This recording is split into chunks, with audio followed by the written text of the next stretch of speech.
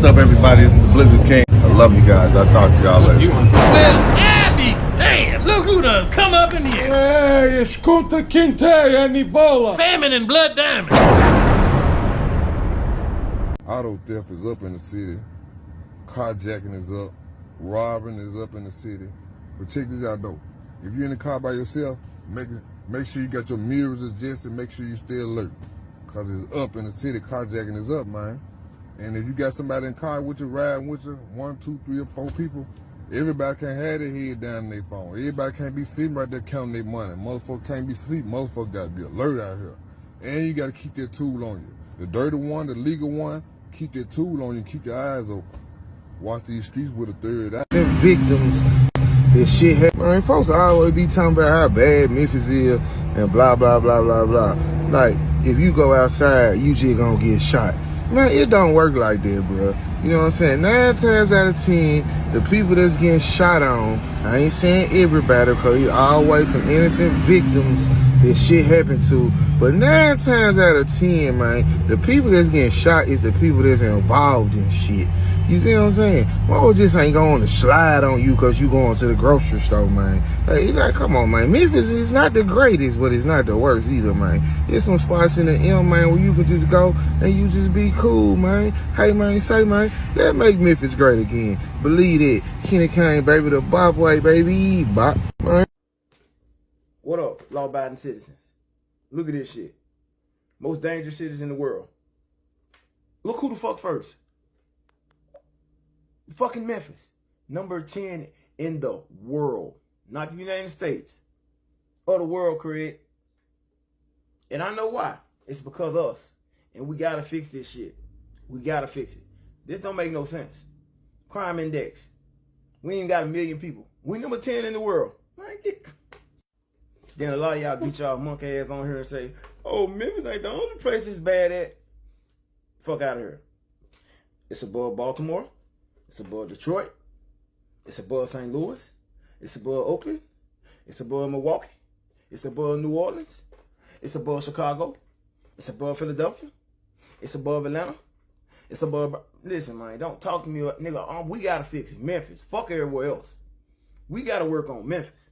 I didn't want to be the one to say this, but it needs to be said because it's something, you know, that we have to accept, and it's a hard fact.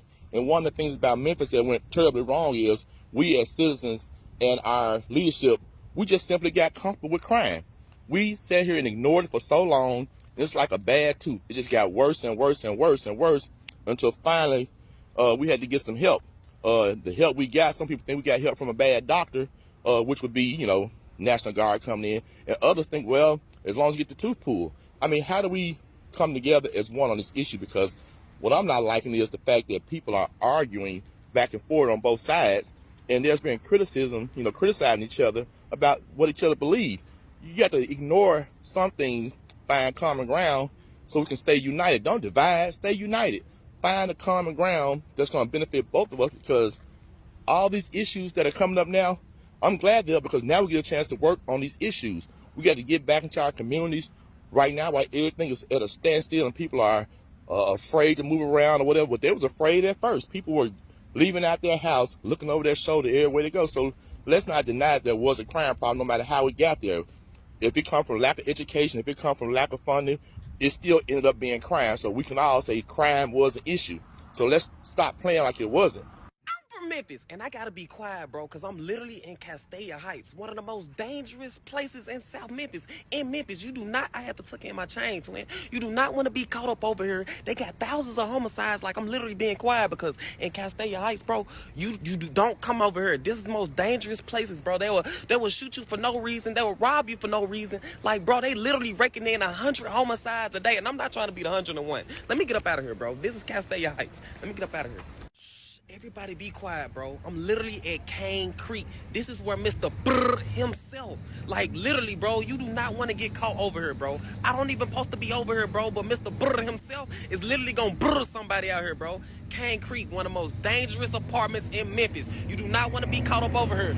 Shh, I gotta hurry up and leave, y'all, but literally don't come over here, bro. I'm telling you, it's dangerous. From Memphis, and I gotta be quiet, bro, because I'm at King Gates, bro. You think, like, why they call it King Gates? Like, you literally gonna meet the king at the gates. Like, bro, this apartment literally get 1,000 homicides, 700. Like, they just bad, bro. You're not gonna survive long. Like, they literally kill a person every 33 seconds over here. Like, that's why I'm not in there. Like, I'm really outside the facility, and I can get murked just by even standing over here, twin. Like, King Gates, you do not want to play. This is Memphis. Do not visit. I promise, twin. You're gonna meet the king, literally. Twin, it literally says no trespassing for a reason, twin. Like, literally, they got bullet holes. Twin, stop playing with them, bro. Stop playing with them. You gotta be quiet, though. You know what I'm saying? Let me run back to the car, y'all. Let me run back. I'm from Memphis. And, twin, you want to be very quiet. Don't ever think this is where your God is from. This is Riz Chris. Don't ever think that this hood will not get active. They will literally smoke your ass. I'm talking about, they haven't had a couple killings in a couple hours, but trust me, bro, they will get active and they will get on your ass. This is Riz Press Apartments. This is apartments that you do not want to be caught lacking in. You do not want to even walk in this gate. You do not even want to look at it. Just go on Google Maps and go look at Riz Press. Do not come here. Many have made it in, and many will not come out of this motherfucker. So let me hurry up and get the fuck up out of here. Bro, I'm literally over here with a Riz Chris sign. This where yo got it from. Like, bro, I swear, you ain't like, I'm risking my life literally right now, twin. Like, right now, I'm really risking my life. Hey, fam, hey, you can't be over here recording this shit, fool. Nah, I was just trying to shoot a video about Riz Chris and stuff. Nah, this ain't even the place for this shit, fool, man. Where you from? You from around? Yeah, I'm from the Bay. I'm from the Bay. Down your way? Yeah. I mean, I can't shoot. I'm just trying to shoot a little video on TikTok. Nah, I'm just trying to shoot a video on TikTok. Nah, come on, bro, man. You can't be over here with this shit, bro. I gotta get you up out of here, bro. You said, go this way? Yeah, you drove up in them motherfuckers, you walk up in them motherfuckers. I ain't kinda like walking up there. Everything good, dog? I can't shoot no video real quick? Yeah, nah, we ain't doing this shit. Still get active out here, man. They still get active out here, bro. Look at this. Crazy, man. Gotta get up out of here. Oh, shit, you gotta get up out of this motherfucker, bro. You gotta get up out of here. He finna knock some shit down.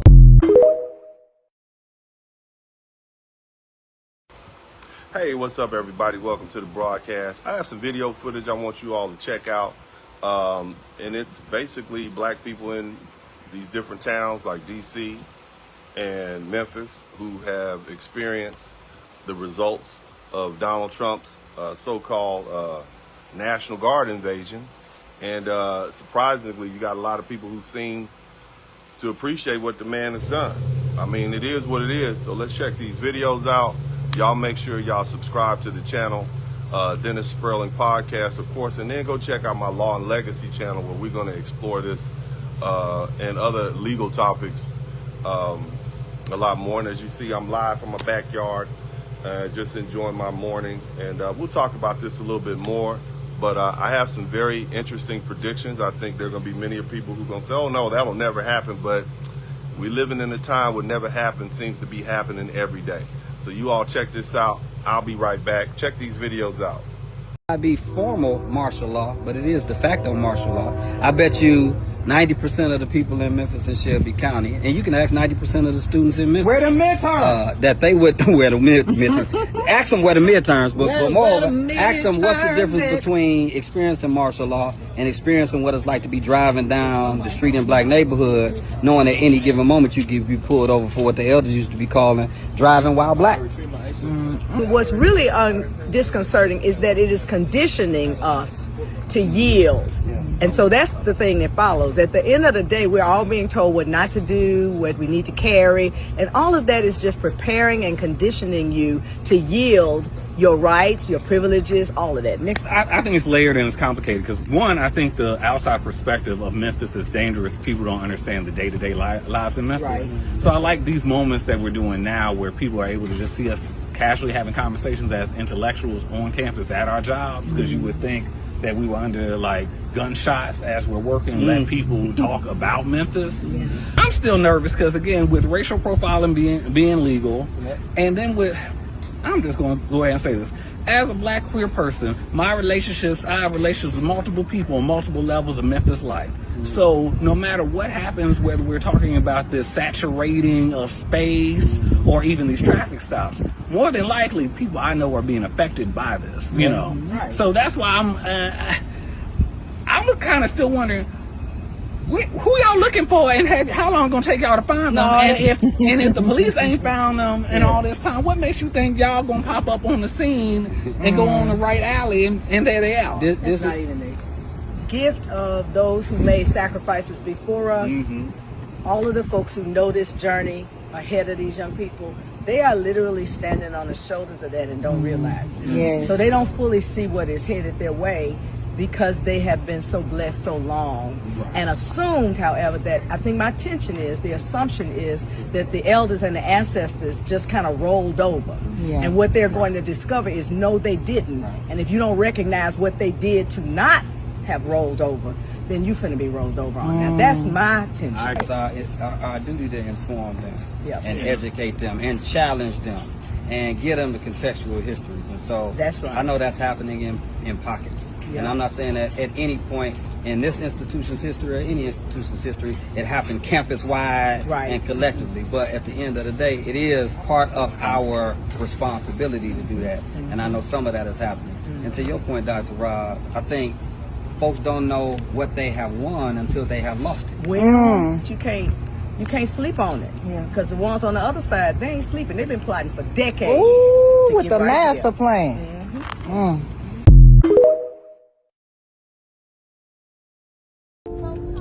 Man, it's crazy how basically all the YNs in Memphis then went into hiding. Y'all been terrorizing the city for years. Walking around with Dracos and everything, with a standing clip, with drums and everything, with switches, all in the corner stores and everything. Basically, man, acting like y'all the toughest thing in the world. Now that these National Guards and LBI agents and these folks down here, y'all hiding. Now they terrorizing the old folks for trying to get to work, who really ain't doing nothing at all. But y'all is the ones who need to be, man, caught. But y'all in the house playing the game now. I don't see no YNs out here with basically no ski masks on no more. I don't see, man, nobody walking around with Dracos and choppers. I don't see none of that going on. None of it. So now they gotta go to the next best thing and start messing with the old heads about these, man, tags. Now that's a crime. I get it, it's a crime. But the people who need to be caught up is y'all YNs. Y'all been terrorizing Memphis, Tennessee for years. Terrorizing the city. Stealing cars. Breaking in folks' houses. Walking around like y'all real killers. Now, the killers is here. And y'all scared. Y'all went into hiding. You ain't seen them. I ain't seen them at all. Man, that's ridiculous as mother, bro. I ain't been seeing them at all, bro. I ain't been seeing them. All these tough females who going to go meet up and go fight and doing that, I ain't been seeing no fights. I ain't been seeing no fights. in Memphis. None. And I want y'all to, out of these 4 leagues, to stay in the house. Don't come out terrorizing, going on Beale Street, shooting up Beale Street and everything. Don't even do it. Don't do it. Because y'all shaky. Y'all talk all that mess and all these raps and everything like y'all the toughest thing in the world. Like y'all really out here like a poo shiesty. But y'all ain't shiesty. Y'all don't got nothing going on. Y'all need to just stay in the house. Retire y'allself. Hang up y'all Dracos. Hang up y'all switches. Hang up y'all ski masks. Put them up. Because this was y'all time to shine. While these folks down here, y'all supposed to basically stood 10 toes down, but y'all did. So it look like y'all need to hang it up. Hang it up. Hang it up. Don't come back outside. Y'all is retired from the streets. Rejected from the streets. Like for real. It's over for y'all.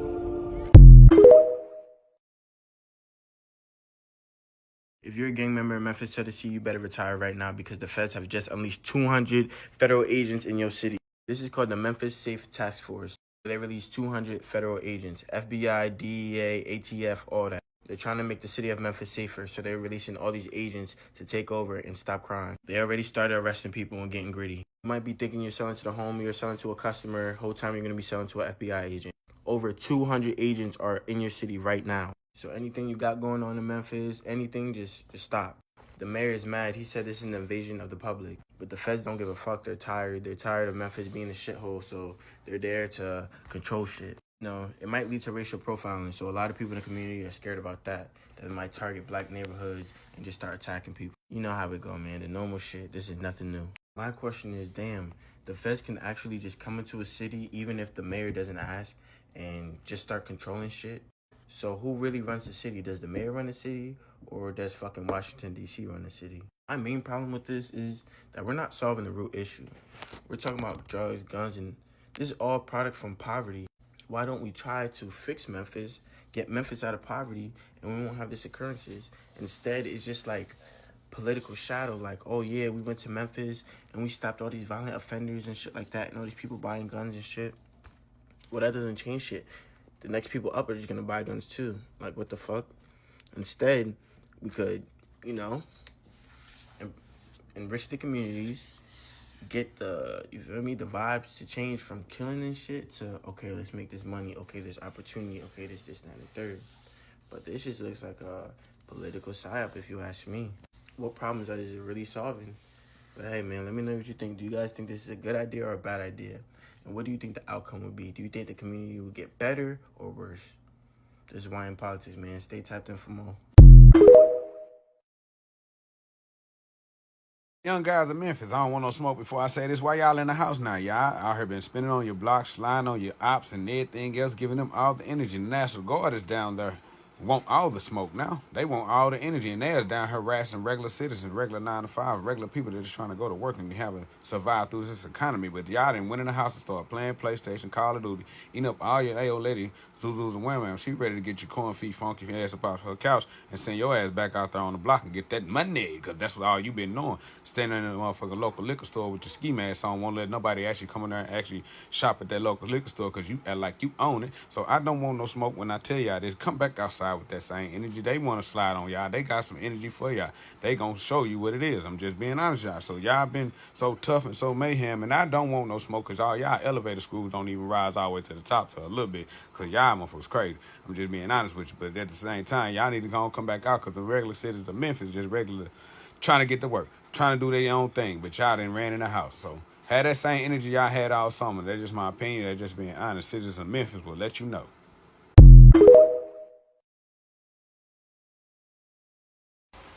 Let me say this too, for everybody who's back with me, shout out to you guys. I appreciate you. Make sure you contribute to the Super Chat, the Cash App, and the PayPal if you learn something. If you do, that's cool. Other than that, man, look, you cannot rehabilitate a city that's rampant with crime, okay?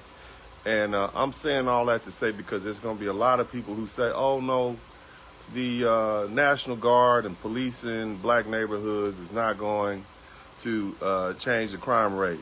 Yes, it is. Okay, because unless you get rid of the actual crime so that you have a time and peace, and then the people who would otherwise commit the crime realize that that's not an avenue, that's a straight up dead end street with some harsh realities at the end of it, then they still will use crime as an option, okay, to escape. In other words, once they realize, okay, we can't do the YN stuff, we can't do the dope game anymore, that's over, well, what else is there? At that point, when they realize they don't have any other options, or those options have such a harsh penalty, then they'll go to something else. But for the most part, people will always take what they perceive to be the easy out. So, you know, these people saying that having this National Guard crackdown with this heavy law enforcement, whether we're talking about Chicago, Detroit, LA, San Diego, well, whatever city you're talking about, Atlanta even, those people saying, no, it won't work.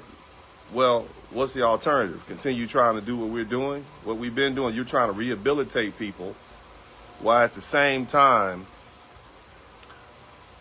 you're trying to rehabilitate them in a crime-ridden area where people aren't even safe to go to basic training. You know, how I'm trying to get to training. I can't go to training because I can't leave my house after a certain time period. I don't feel safe even operating in my community. That's not going to work.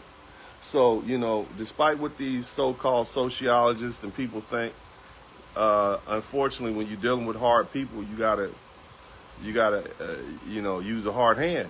And yeah, there's going to be some fallout. And I just want black Americans to realize, you know, at this particular point, and as I said, and I'm going to say it again, and I've said it 100 times if I said it once, we're always on the menu. For those of you all who don't think that we were going to ever be targeted by Trump, well, this is it. This is that black fatigue manifesting.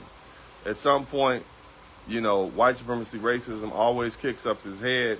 Now, the truth is, yeah, we have a YN problem. It's not as bad as it used to be because you have the vast majority of people who live, black people who live above the poverty line. All right, it's only 17% of black people who live below the poverty line. Contrast that with what was going on in 1960, 1965, where 60% of black people live below the poverty line. So the streets don't even run the black community. Most of the black community at this point is upper middle class, lower middle class, but middle class nonetheless. We're not poor people anymore. We got 1.7 million millionaires. We have over $1 trillion in spending power every year. If we were a nation on our own, I mean, we'd be one of the top 20 wealthiest nations if we just took black people alone. So this is what we're dealing with. But the bottom line, look, there is going to be some fallout. There's going to be some black people who get caught up in some sweeps. There's going to be some innocent black people who get caught up in some sweeps. But at the end of the day, the YN problem is something that we haven't dealt with, and it's something that we've exacerbated. We catered to this gang culture. We catered to this thug culture. And now here we are having to deal with it. So, you know, my whole point is this, family, there's going to be fallout, just like in the 1990s. Innocent young black men and young black women and innocent black men are going to get caught up into it, and women, they're going to get caught up into it. That's what happens when you have these blunt force sweeps. But at the end of the day, you know, and it's a horrible situation, and I don't condone it. But, you know, there are a lot of black people who do. You see, they want to see this go away. And if I was living in somewhere like Memphis, when you have that extreme situation where you got young men walking around the neighborhood with switches and weapons and so on and so forth, it has to end. People don't feel safe. So, you know, this is what we're dealing with. But again, you got to get rid of the crime before you can actually start rehabilitating the community. You got to get rid of the crime. There is no, those two things can't coexist. You can't try to retrain people at the same time crime is rampant in the community. You can try, but it's going to be offsetting. So this is what we're dealing with. But anyway, let's check out some more videos. I'll be right back. They called Memphis the city of the straight bullet and homegrown criminals. Now the FBI is either already there or on the way with a task force.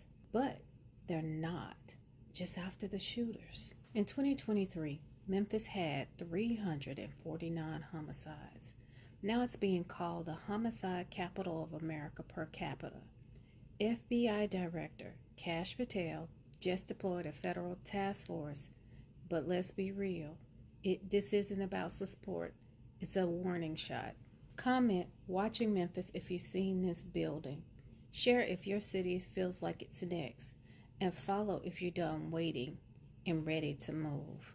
I was born and raised in Memphis, and if you're from here, you can feel the shift before it makes the news. The violence, that's real, but the corruption has always been deeper. After Tyree Nichols was murdered in 2023, the DOJ launched a federal investigation, and what they found wasn't shocking, just confirming what we have already lived: excessive force, unlawful stops, targeted harassment, and mostly against Black residents. But let me tell you something from experience. Whether I come back home to Memphis, wherever I lived, be it Dallas, be it Savannah, be it Florida, be it Atlanta, if I was to forget my security code to my mom's security system, here they come, showing up. They know I have different state tags. They're not Tennessee tags. They love to harass you, especially if you're Black. And that's a given, and that's the norm. But you stand your ground, you say what you say, come with receipts, and they'll leave you alone. Well, that was my experience. But now, the feds are back. And if you ever had a record or ever been system touched, you already know what that means. This isn't about justice, it's about control. And Memphis have seen this before. In the 2000s, they call it Operation Tennessee Waltz. They swept up politicians, local officials, and made examples out of everybody. Now we're watching the next version unfold. Comment watching Memphis. Share if your city is showing signs. Link in bio if you're building your exit before they force it for you.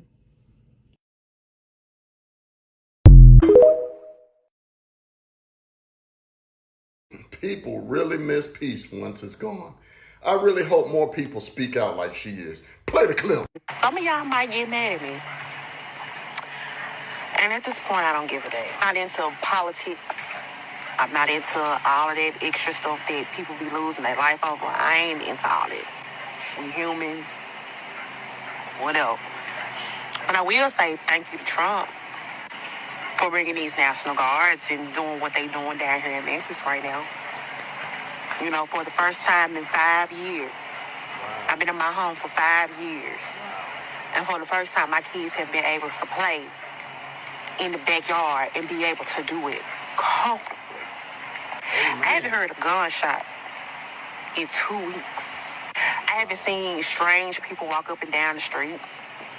Just a few weeks ago, I had somebody walk on the side of my house. None of that action's going on. I haven't seen no young YNs at the stove posted. I haven't seen an Infinity fly past me in weeks.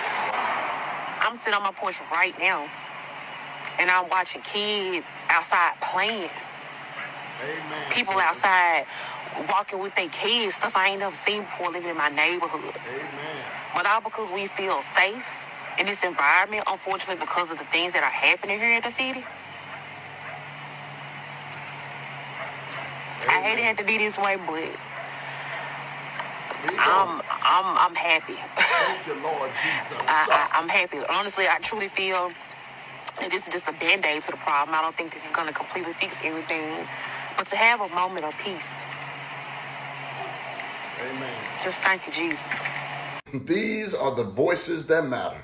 Like I said many times before, talk to the residents and people who actually live in these areas. Trump might not be perfect and you may not like him, but he gets it. All people deserve to live in peace and not have to live in fear and hide in crime, which is a foundation of people being able to move in an upward position. The key now is to see if these people will stop voting for the same people that keep their cities and areas crime-ridden.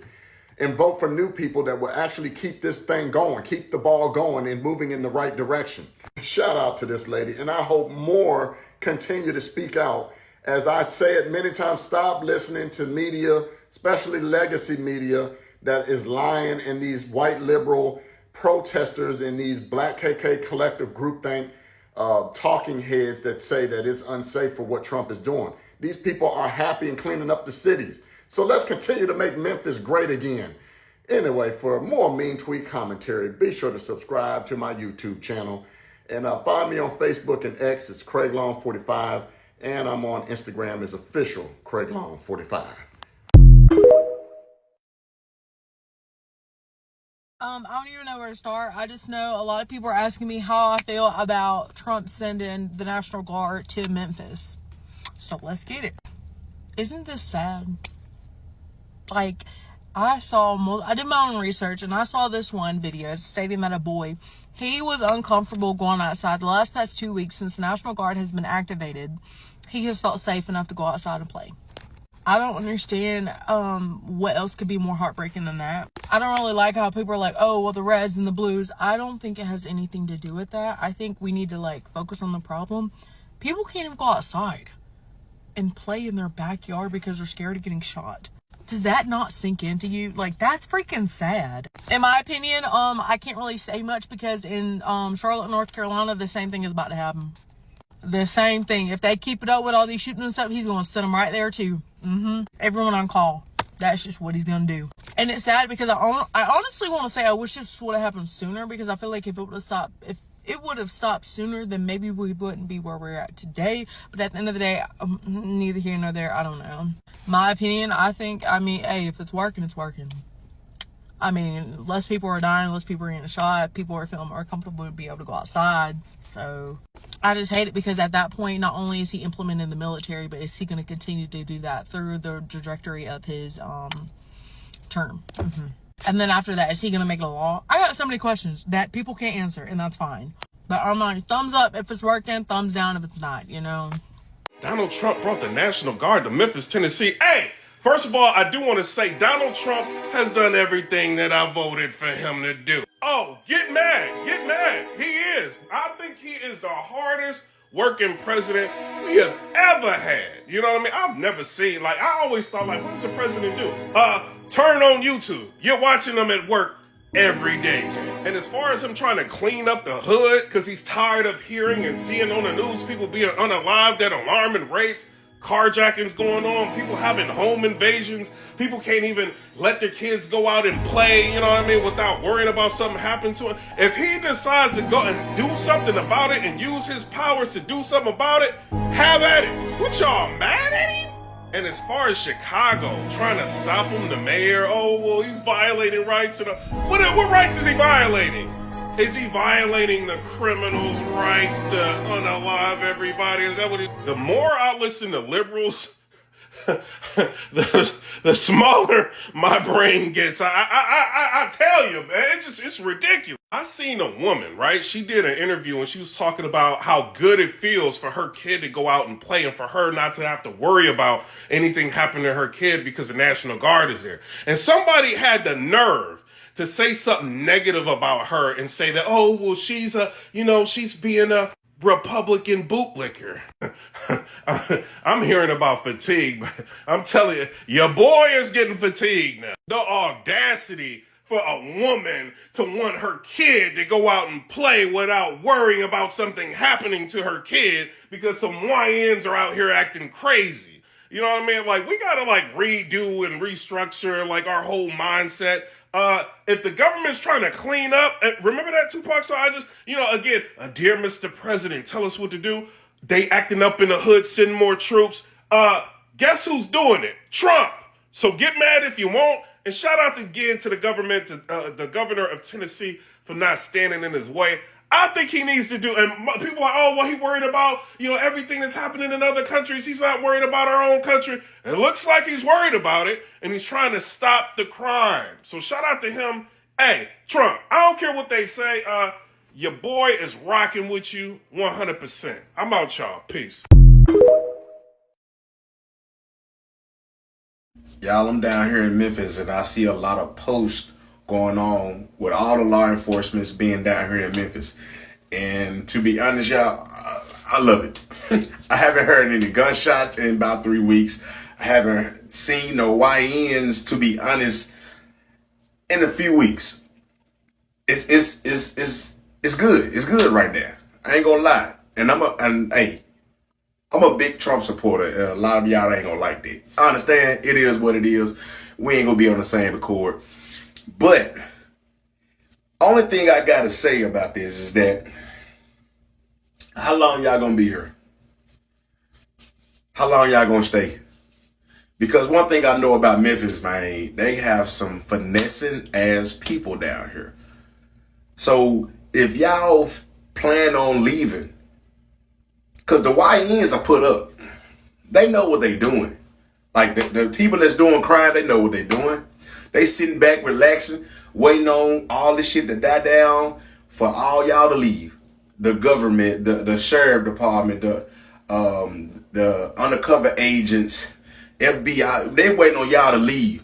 Because once y'all leave, this shit gonna be like once we left Afghanistan. This shit all hell gonna break loose. And Memphis is gonna be right back where it was. So my thing is this: Trump, how long you gonna be down here? To be honest, I'd rather you stay. You know what I'm saying? And I had big plans on leaving and moving out of Memphis because the crime is just way too bad, man. But I might stay. I might not. But at the same time, yeah, that's the only question I see nobody asking. How long y'all gonna be here? Because I'm good. I'm legit all the way. I work, pay my bills, pay my taxes, come home. I ain't got no problem with no sheriff, no undercover, no state troopers, no military being down here. So yeah, my thing is keep them here. I hope y'all keep them here.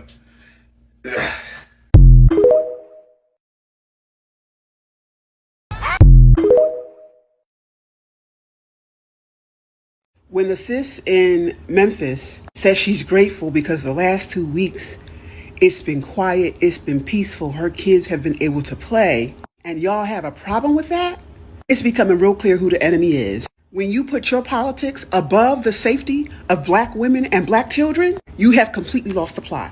And the mayor of Memphis is a black man. He's been in office since January 2024. He's had a year and 9 or 10 months to do what Trump did in 2 weeks. One brother from Memphis said they rounded up 16 convicted murderers.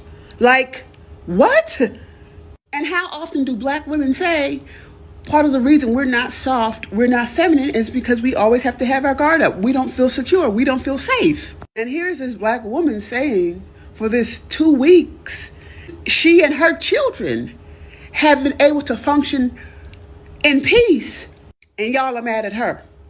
Y'all are the enemy. Y'all are the enemy. When the ain't gonna lie, bro, these police so fucking hot. Bro, it's 3 of these niggas on one fucking car. Bro, hold on, let me put my seatbelt on. I ain't even drive yet. But let me go ahead and let me 10 and 2 my shit. Let me start recording. All I want to say is, Trump, you're doing your big thing, man. We got the kids back outside on their bikes. The lawnmowers back going, the dogs back barking. Memphis is looking real good out here, man. Hey, man, you did your big one, man. Appreciate you for helping cleaning up Memphis.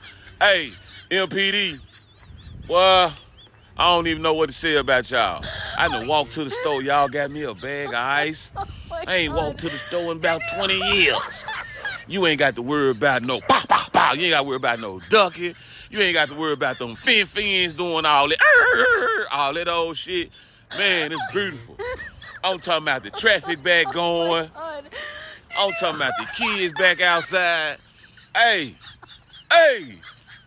make Memphis great again, goddammit.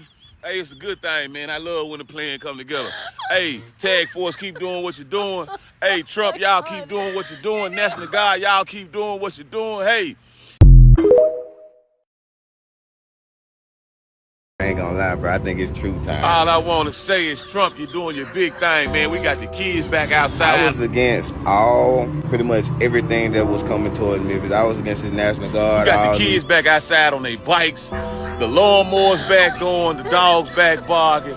Memphis is looking real good out here, man. I was against this shit, bro. And then I seen the numbers after the first week of rounding up niggas. Hey, man, you did your big one, man.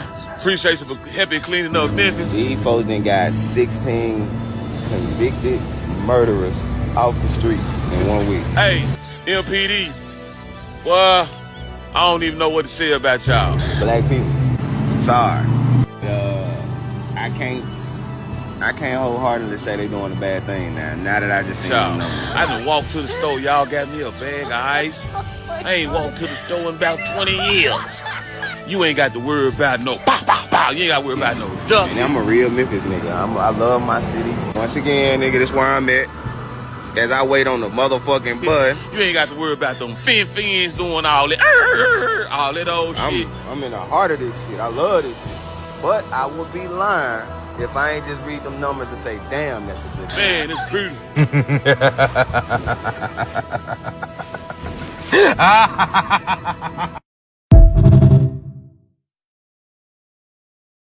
You can't hear me in this video, so I'm just going to do a voiceover. I went to Beale Street Friday night, October 10th, the first day of the deployment of the National Guard. Wanted to see if they were going to be on Beale Street patrolling. They weren't, but the FBI was there.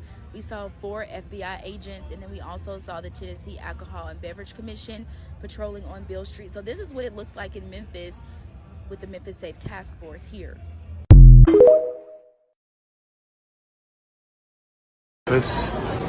When I tell you, Memphis is a totally different place right now. For real. I did not know that President Trump was sending them guys down there. And when I say it's police everywhere. For real though.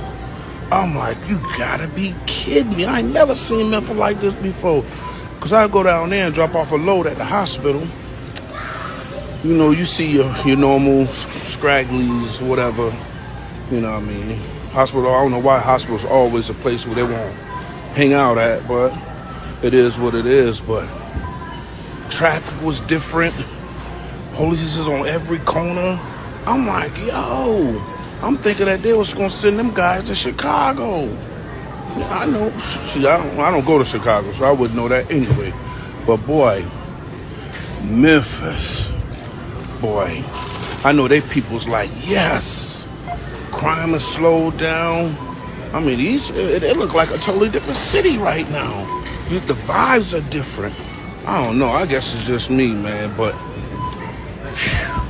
Memphis changing for the good, y'all. As they should. The people need that, though. The people need to stop all this riffraff and all this craziness these young kids got going on, man. Scared to leave your house, scared to go to the grocery store, scared to go to the gas station. One time I wouldn't even go to certain gas stations if I see too many of them out there. For real, I keep it pushing. I wouldn't give a damn if I'm about to run out of gas. I'm going to keep it pushing. So right now, it's a totally different breed down there right now, boy. I mean, I'm talking about the whole boatload is down there. Police everywhere, boy. You know what I'm saying? So I know the people like, yo, we needed this. And I agree with them. I agree with them people. They do need that. They need peace and love.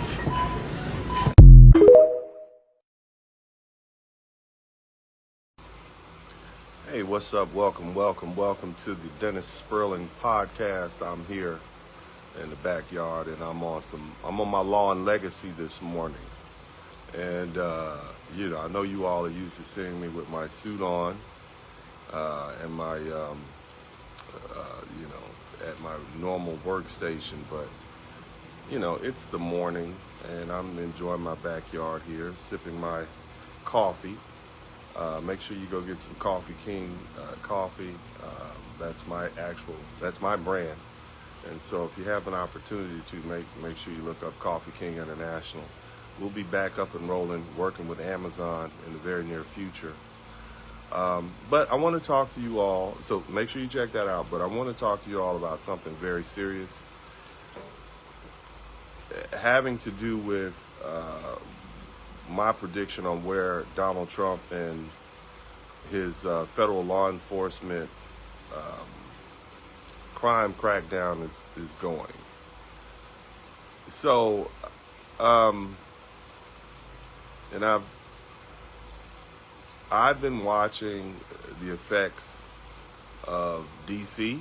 You know, as you all know, DC has a home rule which allows the United States president to take over DC law enforcement, whatever at some point, whenever he determines. And he did that early in the administration. Just prior to that, they were dealing with carjackings, robberies, crime was up. DC is, you know, over the past several decades, has had a lot of issues. Now, DC has its own mayor, a black woman, a very competent woman. Nevertheless, the crime problem is something that has been a problem. And here is the capital city of the most important country on the earth, most powerful nation on the earth, and it's crime ridden. So when we have hosts coming in from out of town, or when we're hosting people from out of town, foreign dignitaries, etc., they have homelessness they have to deal with. They see criminal activity. Again, carjackings are an issue. So now here we are in the wake of the National Guard and the police force, and life in D.C., according to many of the people in D.C., is much better related to crime. I mean, you know, you can't even enjoy these major cities because of all the crime that exists. And so now people who may not have even voted for Donald Trump, and I'm talking about black people, are coming out saying, hey, we like what has happened. We appreciate what President Trump has done. Even if you didn't vote for President Trump, we appreciate the fact that, you know, crime is down. We don't have to be afraid of carjackings. Yeah, some toes were stepped on. Yeah, the D.C. mayor probably didn't want it, but at some point she came along. And so you have black people who are applauding the efforts. Now, of course, we don't like the fact that, you know, we perceive that some constitutional rights were violated, you know, right? But crime is down, and that's the way the typical American sees it in D.C., you know, so that blight has been taken care of, so to speak. That blight on our national pride is over with at this point. Now, Trump moved on to Memphis, Tennessee, which had a horrible problem with crime, you know, just like many of the other cities. But the difference between Memphis and places like Illinois and California is that Tennessee is we'll call it Republican state. And although Memphis, Tennessee also has a black mayor, a brother, black man, it's the governor that makes a determination as to whether or not the National Guard can be called in. He has to make a request, or he or she would make a request to the President of the United States, and the President would then send in the National Guard. And so, irrespective of what a local mayor wants, if the governor says call in the National Guard, then they will. And so that's what you see happen in Memphis, Tennessee. And again, the people in Memphis, Tennessee, black people specifically, people most affected by black crime, because crime is typically a proximity occurrence, they're applauding the efforts of Donald Trump. They're happy. They're happy that their children can play in the backyard. They're happy that they can walk down the street. They're happy. And there's no denying the results. And let me tell you something about the typical American. You know, the winner, we believe in winning. And whether you like Donald Trump or not, if he won and his winning helped black people win, i.e. they can enjoy their homes and their neighborhoods that we pay taxes for, and we can get these YNs out of here, well, by gosh, let's go with it. And so that's why you see a lot of black people coming out saying, man, I didn't like the guy. I didn't like Donald Trump. I didn't like for him, and I didn't vote for him, but I appreciate these results. It's it's increasing my quality of life. I don't have to worry about, my infant child going to sleep to gunshots. I heard a brother say that, Another brother said, I haven't walked to the store in years, and I don't have to duck and dodge and walk to the store. I feel safe. It's black people in their own neighborhood in the South. So here's the thing I need you to understand. There are people in Chicago, black people, who live on O Block and the South Side,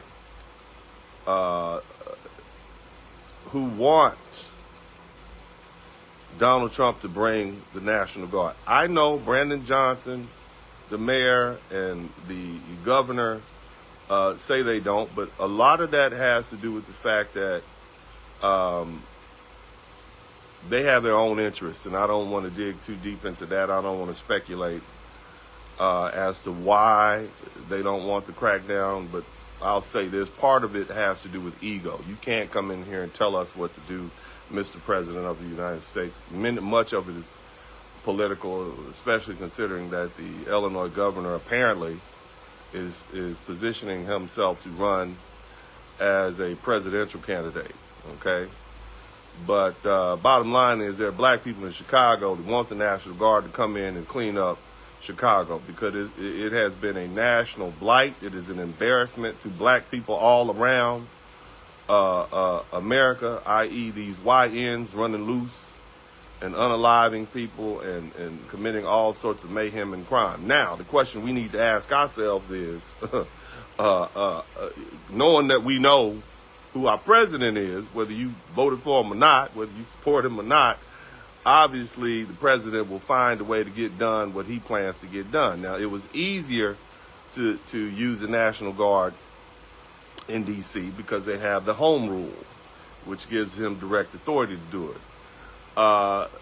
Tennessee, i.e. Memphis, their governor gave him permission to bring the National Guard into Tennessee. So that's another way to do it.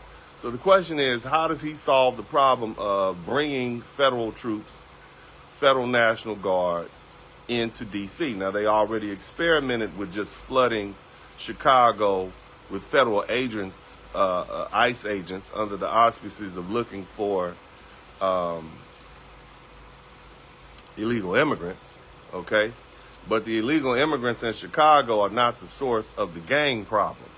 The source of the gang problem in Chicago and other cities like Los Angeles and some other Democrat-run cities are the black gangs. And the black gangs are comprised of largely black Americans, mostly foundational black Americans, but also in places like Los Angeles, you have a large Belizean contingent, black people from Belize, which is a country in Central America, beautiful country. Shout out to the Belizeans. But they are not only gang banging, but they're also selling dope. And that is something that is rampant throughout the United States. Since the 1980s, gangs got into the drug game. Matter of fact, the Colombian, Peruvian, South American, and even Mexican drug cartels began to use the local black gangs to distribute their illicit product. There's a gentleman, you all probably know him, his name is Freeway Rick Ross, and Ricky Ross, and he used to live over probably like a mile away from where I grew up under the Harbor Freeway. And I'm from Los Angeles, California, for you all who don't know, born and raised in Los Angeles, California. And I grew up right off of Slauson and Vermont.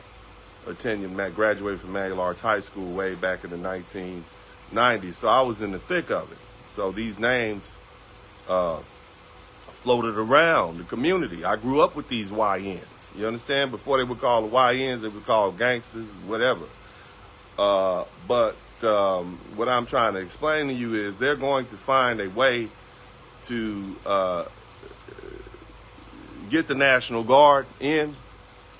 The federal agents under ICE are supposed to target illegal immigrants. Okay, so that really doesn't give you an avenue to go after these black gangs. And these black gangs are American citizens. Okay, all right, so what else can we do? Well, can we federalize? How do we get the federal agents in? And so what I'm telling you all is going to end up happening, and I want you all to listen to me very carefully. What they're going to do is they're going to link the international drug cartel, which has already been designated by the Trump organization as an international terrorist organization. And because of that, now they are taking an extraordinary step of using the United States military to conduct missile strikes on boats in international water.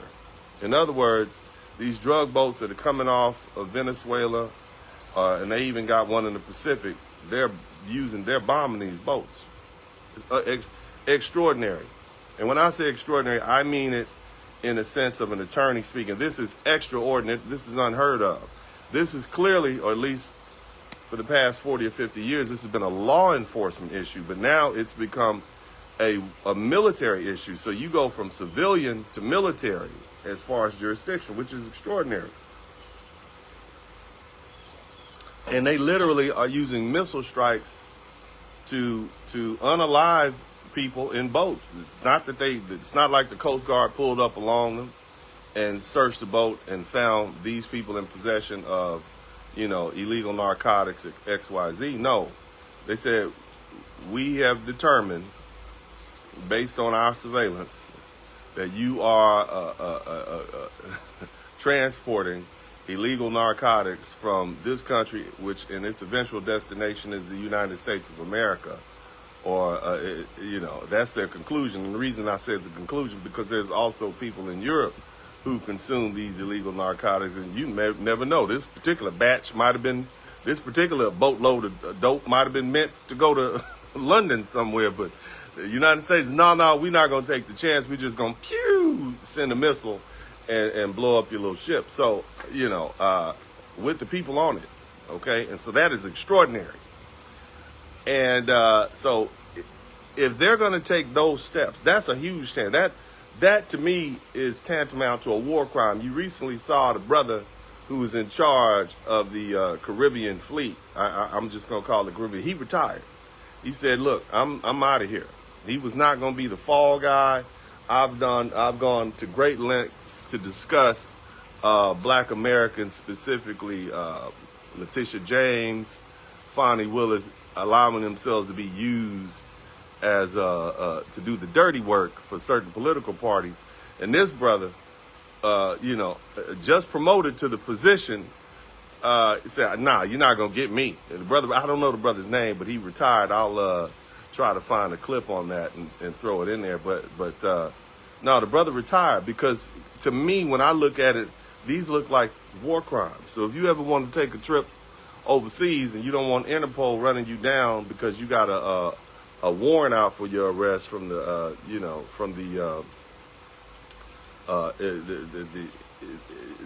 UN judiciary, then you probably better chill. So that's why he retired. But sliding back into the conversation, I can foresee them linking, and I just use that point to kind of illustrate the extent that they're going. I can see them, and when I say them, I'm talking about the current administration issuing some sort of order or directive to federal law enforcement, basically proclaiming domestic street gangs. And I'm talking about Bloods, Brims, Pyrus, Crips, any derivative thereof, any whatever it is that you might be. I can see them whether we're talking about vice lords, gangster disciples, even Latin kings, basically having these organizations linked to these drug cartels out of Mexico, etc. And that being the case, because they're all part of that same organization, it would just be considered a different arm. Then that gives the president permission to swoop down into Chicago and begin to, with the National Guard or with these federal agents, swarm Chicago and basically just conduct hundreds, if not thousands, of arrests based on the fact that these black street gangs, and I'm not just talking about Chicago, I'm talking about Los Angeles and anywhere you have black street gangs who've been running rampant, to use federal law enforcement to come in and arrest thousands of people based on their affiliation with the drug gang. And it's not far-fetched. And I know there are probably going to be some lawyers looking at this, but here's what you ought to understand. I predicted way back in November, once Donald Trump was elected, that all of these immigration laws are going to be out the window. Okay, I said, look, due process. Are you kidding me? Anybody who has practiced law in administrative court, and I had the displeasure of practicing law in administrative court. My first case, this was down in New Orleans. I had a guy who was involved in a car accident, and he was a cop. He was on duty. He was responding, I believe they called it a murder. He was responding to a call for service over in the Callio projects, and he was following another squad car, and apparently there was a guy on his way to the hospital who happened to be a medical doctor, and he saw the first cop go by. He thought, okay, that's clear, and then he went out into the road, into the street, and hit my client, who was a police officer. Then he tried to file a claim against my guy, but the truth is the doctor was at fault, so I ended up in, they tried to fire my guy, you know. And the thing about having an employee of the city, they have special rights, okay? And so we end up having a hearing in administrative court. And let me tell you something.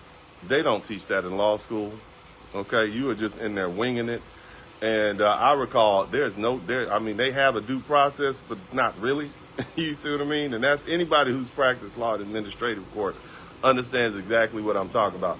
And so when you're dealing with something like when you're dealing with immigration law, that's administrative court. Now, of course, there are some things that fall over to the typical civil litigation and criminal prosecution.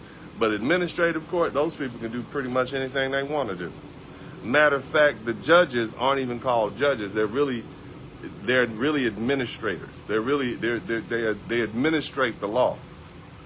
Whatever law that's what they do. They're not even real judges. So that's why Trump could come in and say, we want you to dismiss all these cases. The so-called judges are now bound by their bosses under the Justice Department to dismiss all the cases. And so what happens? ICE is now in the hallway. Hey, your case has been dismissed. You don't have a hearing pending. We're rounding you up and we're sending you home. Okay? And so that's how that has been working. And I was telling my friends who practice immigration law, that is, whatever law you think is in place right now to protect your clients, that's a wrap. I told them this a month ago. They no, that's against the law. I'm like, baby, you don't understand. You clearly don't understand where you are. You are in the United States of America, not the United States of Mexico or the United States of consistency. We're in the United States of what benefits us right now. And so based on that, and also considering the fact that the conservatives have what is tantamount to a supermajority in the Supreme Court, I'm absolutely certain that Donald Trump and his administration and the think tanks that they have up there will be willing to test something that allows them to declare these black gangs as criminal terrorist organizations associated with these international criminal terrorist organizations, and use that as cover to go ahead and invade cities like Chicago, Los Angeles, name them, Miami. Name the rest of them. Dallas. Well, you don't even need to do Dallas, but places like Seattle, San Diego, all throughout Los Angeles, California, Nevada, Arizona, anywhere where they have some pushback coming from these Democrats. New York City, you got gang issues. I know in New York they got gang issues, but Philly, anywhere where dope is being sold, anywhere where you have domestic gangs, basically being extensions and arms of the drug cartel, that sort of directive would give them cover to come, at least legally. And again, as I sit here in this dirty t-shirt in my backyard, sipping my coffee, King International coffee, if I can think this up, what do you think is coming next? I want you to understand what happened in the 1990s, okay? There were a lot of black people who were praising these 3 strike rules. There were a lot of black people, preachers, pastors, same thing you see right now. In Memphis and D.C., you got a lot of black people saying, yeah, we appreciate what you're doing, President. We appreciate, because see, before that, if you did a crime, you got out. But after Joe Biden's 1994 crime bill, which turned into the 1995 law, signed into law by Bill Clinton, that's when the 3 strikes rule propped up. So now you got a person with a felony, whether it's something small, insignificant, you got 2 of those. Next thing you get the 3rd one, you're going to jail for life, 25 to life. Okay? So, and what do they say? Well, they say black people supported it. And so that's what you see happening right now. You see black people supporting the mass incarceration of these YNs. Shout out to all the YNs. All you YNs who are listening, you better listen to your Uncle D. It's time to become a digital nomad, or you find some other line of work, because that YN activity is going to land you in a body bag or in some sort of federal detention camp. And these boys are not playing. They are playing for keeps. They are not playing at this point.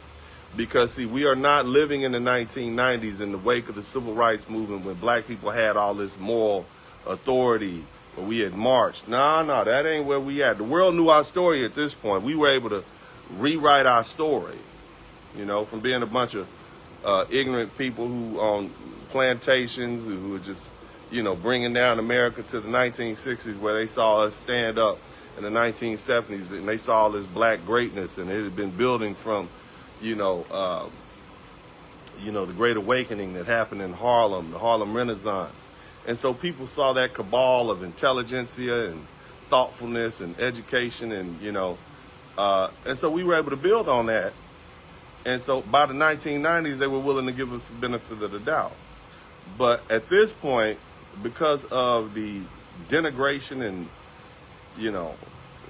of the perception of what blackness is in the media, to the point where you now have white people who co-opted the term black fatigue, which meant something totally different, related to black people, being tired of having to deal with, a society that constantly is filled with microaggressions and racism, et cetera, et cetera. Black fatigue is now white people tired of black people activities, and it's the stuff they see that's popped up, the twerking on tables, the YN activity, the afraid to go downtown to the inner cities or whatnot. White people have now co-opted that. So now you have a different environment. You see, over the past 30 or 40 years, the mass media has helped tremendously to undermine the image of black people. And see, the thing about it is, when you want to have clear cover to attack a group of people, you strip them of their humanity. Okay? What do I mean by stripping them of their humanity? Well, I'll give you an example. They didn't call Native Americans these noble people. back when we were conquering the West, we called them savages, okay? They definitely didn't call the Afghanistani people who were in the Taliban and all those different territories, they didn't call them freedom fighters, they called them insurgents. You see? We don't call people coming to this country without permission illegal immigrants. I'm sorry, we don't call them migrants. Some people do, but no, we call them illegal immigrants. They call them, as President Trump called them, he called them grapists and unalivers, okay? That's what he called them. And so that's what you see happening with black people. You see it happening right now, man. And it's going to be a poor day. So let me tell you something, man. We are always on the menu, okay? And I've gone a long way to talk about how Africans and Caribbeans and Latin Americans and all these folk, you've always, Asians, even Indians, you folk have always had these negative things to say about black Americans, but you haven't been through what we've been through. You haven't seen what we've seen. You don't have our history. You don't have our genetic legacy. You don't have the understanding passed down. I know what country I live in. I can love the United States of America. I can love my country and appreciate all that it has done for me, my family, and my extended family and my people.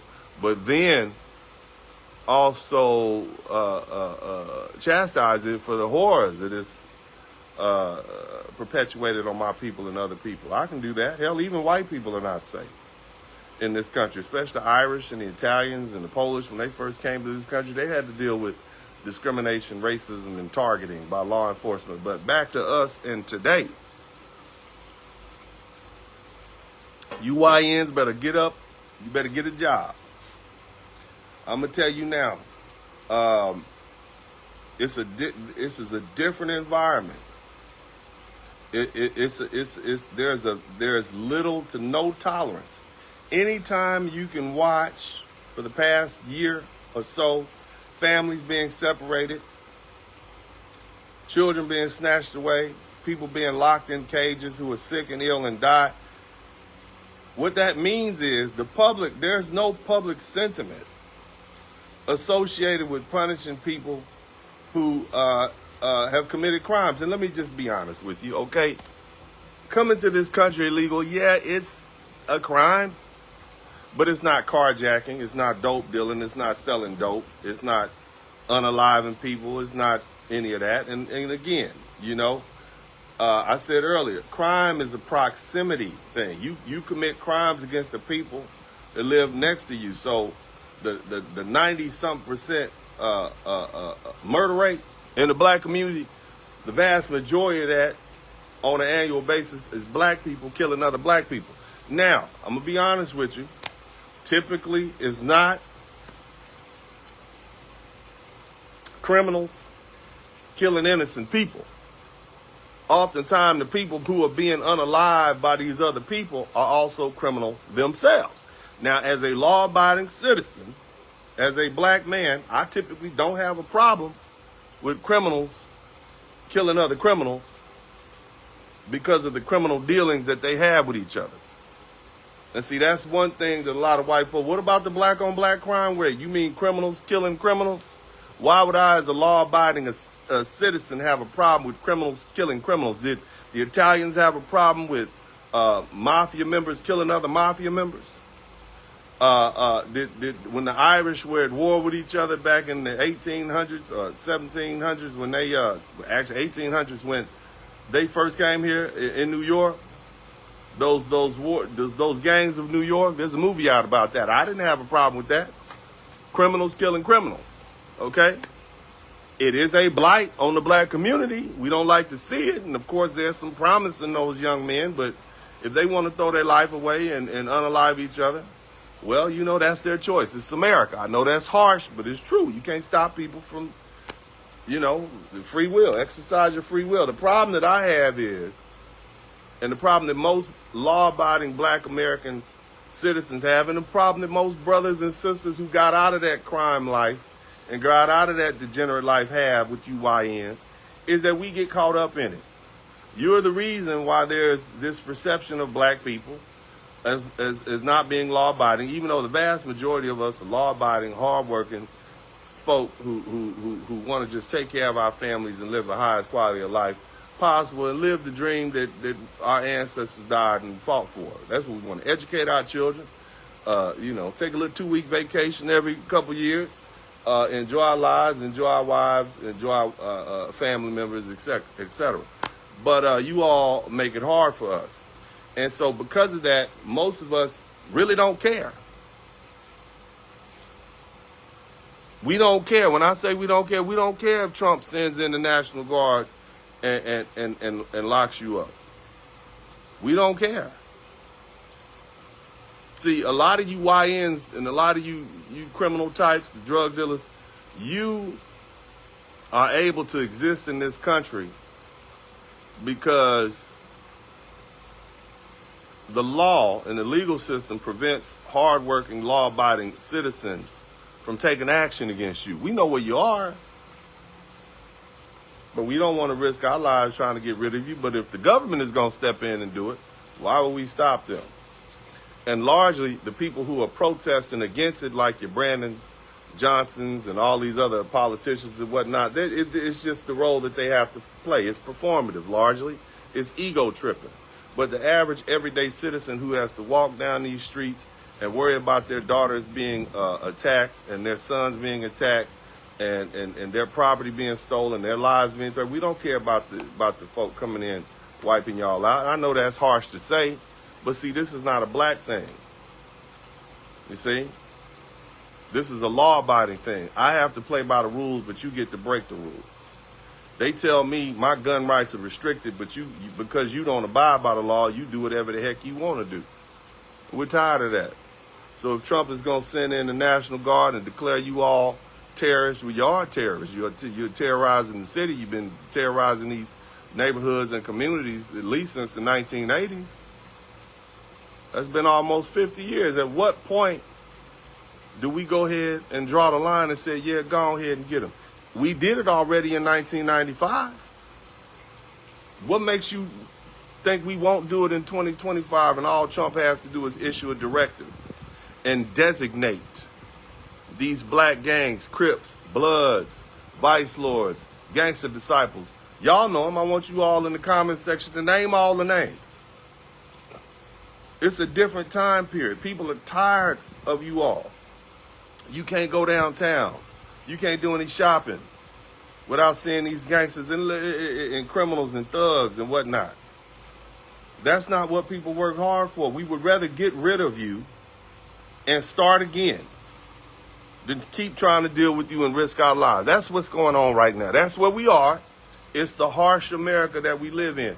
Black is your skin tone, your melanin does not automatically make you my brother or sister. We are not aligned. Did you see how these foundational black Americans are delineating? That means separating themselves from the Caribbeans and the Africans. What does that tell you about us? Color don't mean you my brother. We're tired. We're tired of the reputation that we have to share with you. And we're tired of your activities. And you've been warned and warned. I don't want to hear, I didn't have a father in my home. There's a lot of people didn't have fathers in their home. There's plenty of war veterans who died and their children were raised by mothers and extended family. We're tired of it. And I'm talking directly to black people. I'm talking to the YNs. I'm talking to you. I want you to hear what I'm at. All you preachers and pastors, we don't condone what Trump is doing. So you condone what these YNs are doing out here? That's what you like? Well, you can't have one or the other. You don't like the ailment, but now you're complaining about the solution. You complaining about the cure. You know? This is where we are today. So, fellas, you rappers, you gangster rappers, so-called, and I think we can pretty much all agree that rap music is pretty much done with. All that snitching and telling they're doing on themselves. Nevertheless, all of you all are part of that criminal conspiracy. That's the other thing. They did a test run with that, with the RICO cases, where they are bringing criminal actions against people for rap albums and the so-called confessions that they make. So, you know, it's all, they're going to fill these prisons up one way or the other. And they are going to get your black bodies in these prisons. You hear me? I want you young black men to listen to me, and women too. They are going to get your, so the houses, the money, the cars that you barely can hold on to anyway, all of that is subject to being seized too. So there's no profit. So, you know, I say all that to say the streets are dead. And unless you want to be dead right along with it, you all need to go find some other occupation. That YN activity is going to come to a screeching halt. And again, some of you are like, no, Trump would never do that. Do you really believe Trump won't do it? How many times have we said he'll never do that? That's illegal. And then the Supreme Court come right along and put the stamp of approval on it. Right? You see all the stuff this man is doing?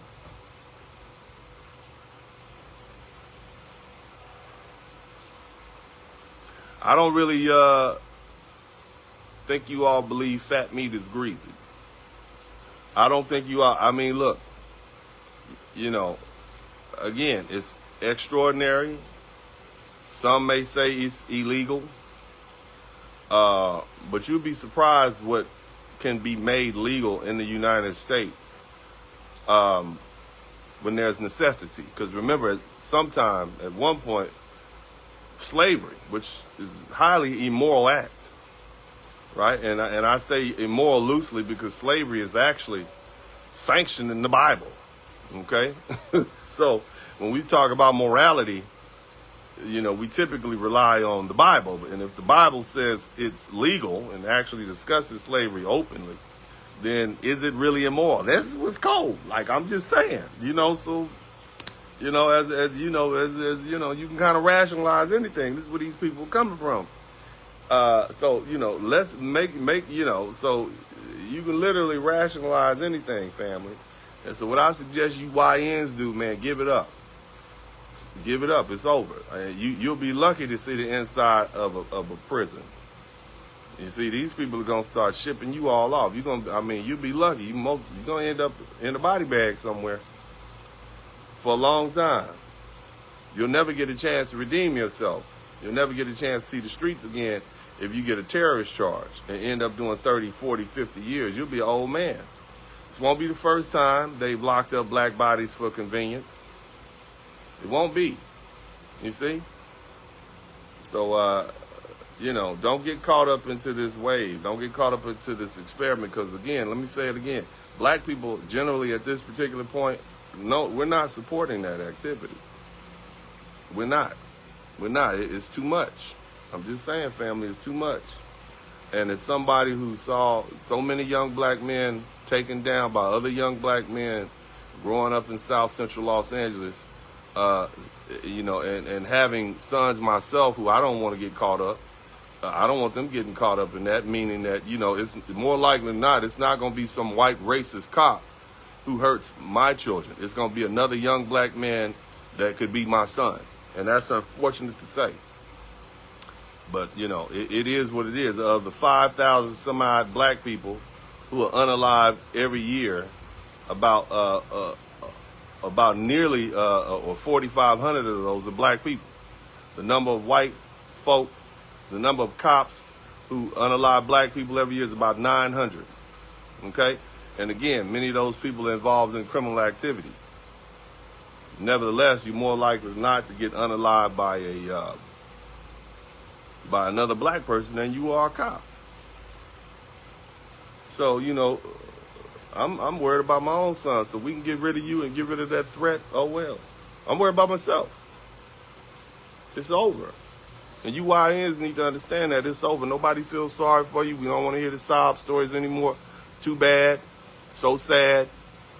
You're going to jail or you're going to end up in a body bag. And this administration, you know, whatever rights you think you have, once you get declared a extension or a participant in the sale of drugs, you know, which is coming from these international terrorist organizations, i.e., you know, these Mexican drug cartels, whatever, it's a wrap. All you did was sell a couple of dime bags. All you did, you know, you pushing a little methylene. You know what I'm saying? You just trying to make a few dollars, and now your ass is is somewhere in Leavenworth for 50 years. Give it up.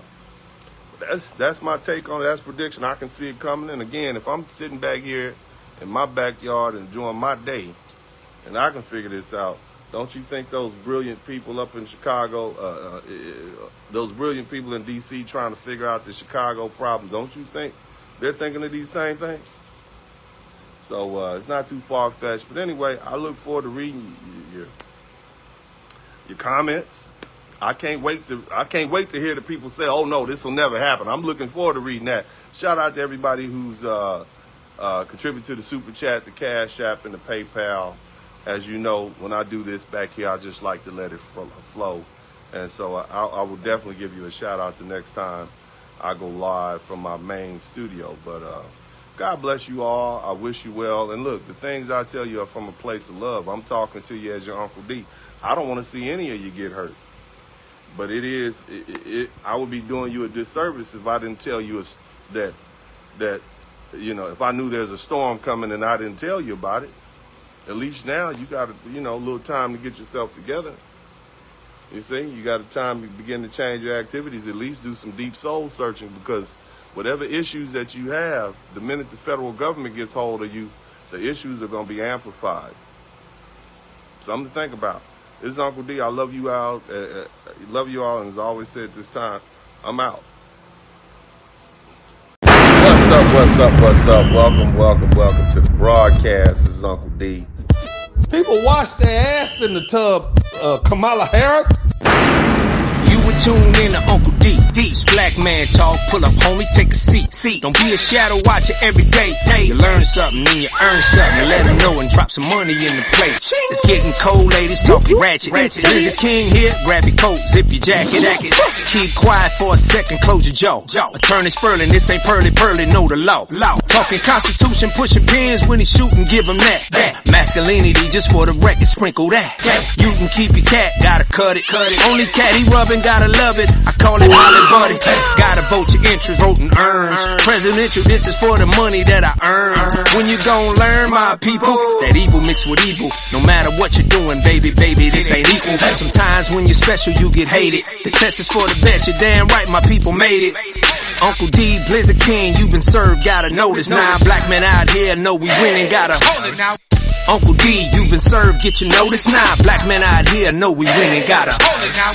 Uncle D, you been served, get your notice now. Black men out here know we winning, gotta hold it now.